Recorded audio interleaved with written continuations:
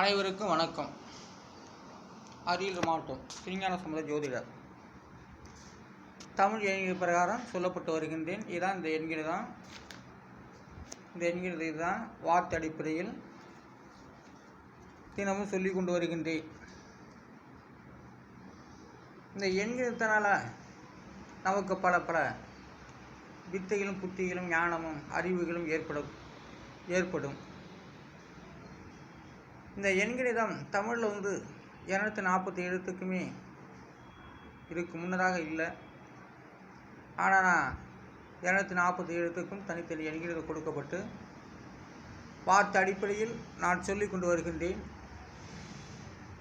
ராசி சாணங்கள், லக்ன சாணங்கள், ஒவ்வொரு கிரகத்துடைய வலிமைகள், அதனுடைய ரகசியங்கள் அனைத்தையுமே நான் சொல்லி கொண்டு வருகின்றேன். இப்போது பட்டினத்தார் ராமலிங்க சுவாமி இவர்கள்லாம் வான் உலகில் தெய்வத்தை கண்டவர்கள். பட்டினத்தார் சாமி வானத்தில் விநாயகர் பெருமானை கண்டதாக அவர் பாடியிருக்கார். விநாயகரை அப்போ பட்டினத்தாருக்கு தமிழ் எண்கணிதம் 9, 2, 6, 9, 4, 5, 9 இதெல்லாம் கூட்டினாக்க 44. அவருடைய விதிங்கிறது 8. அப்போது பட்டினத்தார் அவருடைய விதி என்கிறது 8. அவர் கடவுள் ஸ்தானத்தில் இருக்கார்.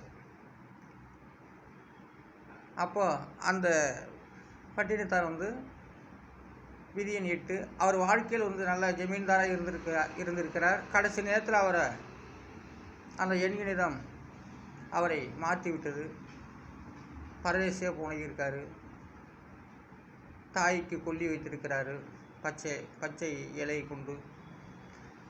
ஆனால் பட்டினத்தார் வானத்தின் மீது விநாயகர் பெருமானை கண்டு தரிசித்தார். அவர் இளமையிலே அவர் கண்டுட்டார். நாளுக்கு நாள் போக போக தான் அவருக்கு ஞானம் ஏற்பட விநாயகனை நான் வானத்தின் மீது கண்டேன்னு அவர் ஒரு பாடல் எழுதியிருக்கின்றார். அடுத்தது ராமலிங்க சுவாமி, வடலூர் ராமலிங்க சுவாமி. அவரு கூட வானத்து மீது முருகன், மயில், குயில் எல்லாத்தையும் கண்டதாக அவரும் பாடியிருக்கார். வானத்து மீது மயில், குயில், முருகன் அனைத்தையும் கண்டதாக அவர் பாடியிருக்கார். அப்போ அவருக்கு இளமையிலேயே அவருக்கு ஞானங்கள் ஏற்பட்டு விட்டது. நல்ல நூல்களை அரங்கேற்றி மக்களுக்கு பயன்படும்படி நூல்களை ஏற்றி பாடியுள்ளார். அப்போ ராமலிங்க சாமிக்கு குலதெய்வம் எது அப்படின்னு கேட்டாக்கா, ராமலிங்க சாமிக்கு முருகன் தான் குலதெய்வம். எவர் ஒருத்தர் வானத்தின் மீது தெய்வத்தை காணுகின்றார்களோ அவர்கள் அனைவரையும் அவருடைய குலதெய்வமாகத்தான் இருக்கும். அது ராமலிங்க சுவாமியினுடைய குலதெய்வம் முருகன் தான், வேறு எதுவுமே இல்லை. அதுபோல் பட்டினத்தார் வானத்து மீது தெய்வத்தை கண்டார். அவருடைய குலதெய்வம் விநாயகர் பெருமான் தான். நான் கூட வானத்து மீது பாலமுருகனை கண்டேன், மயில் குயில்களை கண்டேன். நானும் கண்டிருக்கேன். நான் கிட்டத்தட்ட 10 வயதுக்குள் அந்த பாலமுருகனை வானில் கண்டுள்ளேன்.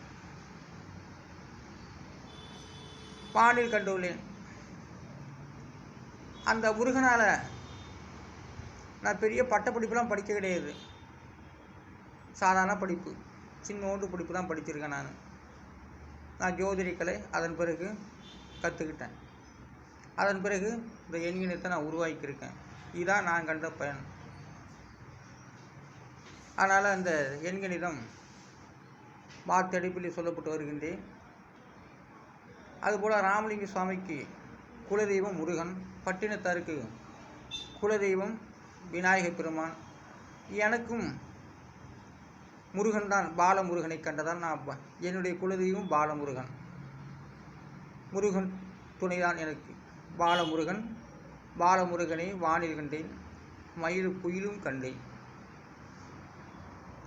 அப்புறம் சிலர்கள்லாம் என்கிட்ட சொல்லியிருக்காங்க. ஒரு பாய், முஸ்லீம் பாய் என்கிட்ட ரொம்ப பழக்கப்பட்டவர், அவர் கூட என்கிட்ட சொல்லியிருக்காரு, நான் ராசி மண்டலத்தை வானத்தில் கண்டிருக்கேன், பார்த்தேங்க, அதோடைய பலன் என்ன அப்படின்னு கேட்டார். பலன் நல்ல பலன் தான், அதை தான் கொஞ்சம் கொஞ்சம் ராசி பலன் நட்சத்திரம்லாம் தெரிஞ்சு வச்சுருக்கேன் அப்படின்னு சொன்னேன். நல்லது தான் நடக்கும், இங்கே ராசி மண்டலத்தை கண்டிருக்கீங்க, அதனால் நல்ல நீங்கள் திறமைசாலியாக இருப்பீங்க அப்படின்னு சொன்னேன் நான். அதனால் ஒரு பாய் ராசி மண்டலத்தை வானத்தின் மீது கண்டிருக்கார். இப்படி ஒரு பிராமண குருக்கள் என்னிடம் நான் என்னுடைய ஜோதி நிலையத்துக்கு அடிக்கடி வருவார்னா அவர் நான் பகவான் மகாவிஷ்ணு வானத்தின் மீது கண்டிருக்கேன் அப்படின்னு சொன்னார். நல்லது தாங்க அப்படின்னு சொன்னேன். அவர் MBA படிச்சிருக்காரு, ஆனால் ஜோதிடர்களை தெரிஞ்சு வச்சுக்கிட்டு அவருடைய ஏஜ் 40-45 வயசுக்கு மேலே தான் ஜாதகம் பார்க்க ஆரம்பித்தார். அப்புறம் அதனால் நிறைய பேர்கள் வானத்தின் மீது தெய்வங்களை கண்டிருக்காங்க. கண்டிருந்தால் எல்லோரும் அந்த ராமலிங்க சாமி போல் பட்டினத்தார் போல் வாழ்ந்துட முடியாது. அதாவது அந்த யோசனையும் அந்த சிந்தனை இருந்தால் கண்டிப்பாக பெரிய ஆளாக வரலாம். வானத்தின் மீது தெய்வத்தை கண்டவர்களாக எல்லோருமே ஒரு பெரிய அமைச்சராகவோ பெரிய வள்ளல் பெருமானாவோ பெரிய அடிகளாரவோ வந்துட முடியாது. அந்த சிந்தனை இருந்து அது ஊறி வர வேண்டும். அந்த சிந்தனையிலிருந்து ஊறி வந்தால் தான் அவங்க வானத்தின் மீது அந்த தெய்வத்தை கண்டதுக்கு சமமான பலனை கொடுக்கும். அதனால் எனக்கு முருகன், பாலமுருகன் தான் எனக்கு குலதெய்வம்.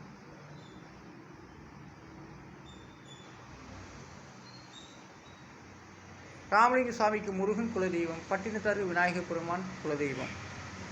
இப்போ ராமலிங்க சுவாமிக்கு வெண்கிலிதம் 211581532 இதெல்லாம் கூட்டாக 28. அவருடைய விதியன்கிறது 1. அப்போ ராமலிங்க சுவாமிக்கு விதியன் 1. அப்போ அவர் மூல திரிகோண ராசியில் அவர் பிறந்திருக்கார். திரிகோண எண்ணில் பிறந்திருக்கிறார். அவர் ராசி என் நட்சத்திரம் எனக்கு தெரியாது. இருந்தாலும் அந்த எண்களின் பிரகாரம் அவர் விதியின் 1 பிறந்திருக்கிறார். பட்டினத்தார் 8 பிறந்திருக்கிறார். என்னுடைய எண்களிலும் 8 தான், என்னுடைய விதியனும் 8 தான். இந்த எண்களை தான் நான் உருவாக்குனதுக்கு காரணமே அதனுடைய எண்ணத்திலே அதனுடைய சிந்தனையில் நான் இருந்ததால் நான் அந்த எண்கணிதத்தை எடுத்திருக்கேன். இதான் அதனால் வார்த்தை அடிப்படையில் இந்த எண்கணிதம் சொல்லப்பட்டு வருகின்றேன். ஆகவே இந்த எண்கணிதத்தால் பல நன்மைகள் அடையலாம், திறமையாகலாம். பாடுறது வச்சுக்கிட்டு நம்ம திறமையாகிறோம் இல்லையா, அதுபோல தான் இது ஒரு தொழில் ரீதியாக அமையக்கூடியது. ஜாதகப்படம் எப்படி எழுதப்பட்டது என்பது தொடர்பாக நான் சொல்லி கொண்டு வருகின்றேன். அதனால் திருவள்ளுவர் 1330 திருக்குறள் எழுதியிருக்காரு. ஒவ்வொரு அதிகாரத்துக்கு 10 குறளாக எழுதி அமைச்சிருக்காரு. இன்றைக்கு அதிகாரம் 64 அமைச்சு அதில் 631 பாடல் குறளை சொல்லுறேங்க. கருவியும் காலமும் செய்கையும் செய்யும் அறிவினையும் ஆண்டது அமைச்சு என்று வள்ளுவர் குறிப்பிட்டிருக்காரு, சொல்லியிருக்காரு. அப்போ கருவியும் காலம் செய்கையும் செய்யும் அறிவினையும் ஆண்டது அமைச்சு அப்படின்னா செயலுக்கு உரிய கருவியும் ஏற்ற காலமும். அப்படின்னா காலத்துக்கு தகுந்தவாறு சில கருவிகளை உருவாக்கணும் அப்படிங்கிறார். செயலுக்கு உரிய கருவியும் ஏற்ற காலமும் செய்யும் வகையும் செய்யப்படும். அப்போ காலத்துக்கு தகுந்தவாறு சில கருவிகள், விஞ்ஞானங்கள் தயாரிக்கணும், விஞ்ஞானங்கள் உருவாகும் என்றதெல்லாம் குறிப்பிட்டிருக்காரு.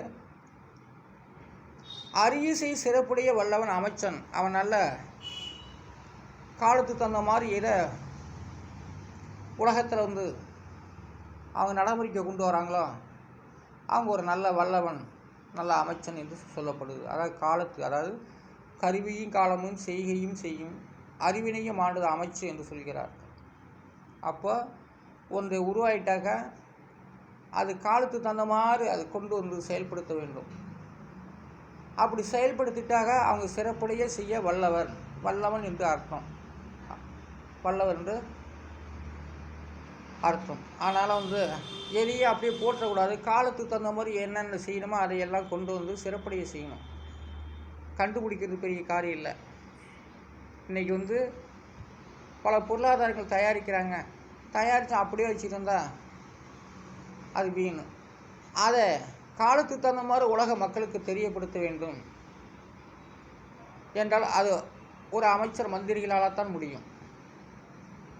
அப்படி செய்துட்டு அவங்க வல்லவன் என்று அர்த்தமாகிறது.